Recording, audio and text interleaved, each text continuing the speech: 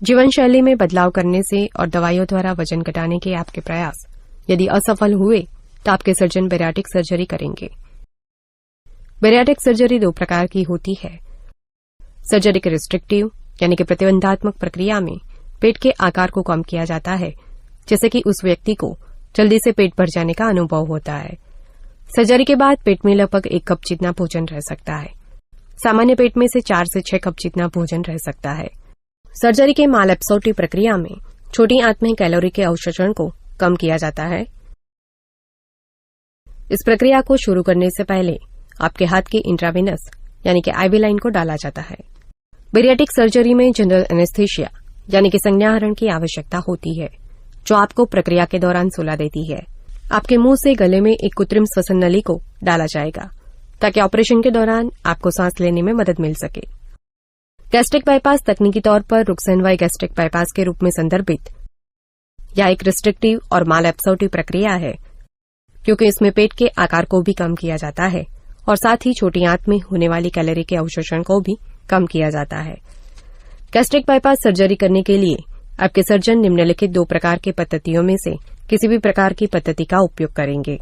Surgery करने की open पद्धति में पेट के हिस्से में 8 से 10 इंच का बड़ा चीरा करने की आवश्यकता होती है, जबकि सर्जरी करने की लैप्रोस्कोपिक पद्धति में पेट के हिस्से में केवल छोटे कीहोल जितने छिद्र करने की आवश्यकता होती है, जिसमें सर्जन लैप्रोस्कोप और सर्जरी के लिए जरूरी अन्य उपकरणों को पेट में अंदर दाखिल करते हैं।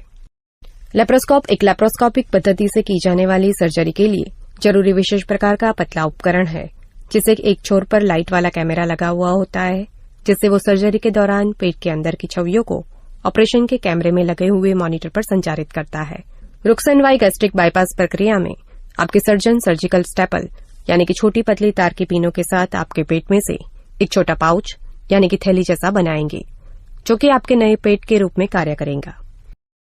इस नई थैली में अंदाजित 1 कप जितना भोजन रह सकता है। पेट का शेष हिस्सा पाचक रस का उत्पादन जारी रखता है, लेकिन उसे भोजन नहीं मिलता। उसके बाद आपके सर्जन पेट से जुड़ी छोटी आंत के पहले थोड़े हिस्से को काटेंगे और उसके शेष हिस्से के खुले चौर को पेट में से बनाई गई कृत्रिम थैली के साथ जोड़ देंगे। उसके बाद पेट से जुड़ी हुई छोटी आंत के दूसरे खुले छोर को नीचे छोटी आंत से जोड़ देंगे ताकि वाय आकार बन जाए। इस तरह पेट के निचले हिस्से को छोटी आंत के शुरुआती हिस्से को भोजन के पाचन तंत्र में बाईपास करने से यानी कि निकाल लेने से भोजन अब पाचन तंत्र के नए कृत्रिम पथ से गुजरता है, जिससे बहुत कम कैलोरी अवशोषित होती है। डायवर्जन एक मालएब्सोर्प्टिव प्रक्रिया है, जो कि छोटी आंत में होने वाली कैलोरी के अवशोषण को कम करती है। आपके सर्जन पेट के एक हिस्से को निकालने से शुरुआत करते हैं, जिससे कि एक सिर्फ छोटा पाउच यानी कि थैली जैसा हिस्सा शेष रहे। उसके बाद वे इस पाउच के साथ छोटी आंत को सीलेंगे। इससे इस पाउच से छोटी आंत के अंतिम हिस्से तक एक सीधा रास्ता बन जाता है। इससे छोटी आंत के 2 शुरुआती हिस्सों को, जिन्हें ड्यूआर्डिनम और जेजुनम कहा जाता है, उन्हें बाईपास किया जाता है ताकि भोजन में बहुत कम कैलोरी और पोषक तत्व अवशोषित हो। बैरियाट्रिक सर्जरी करने की सभी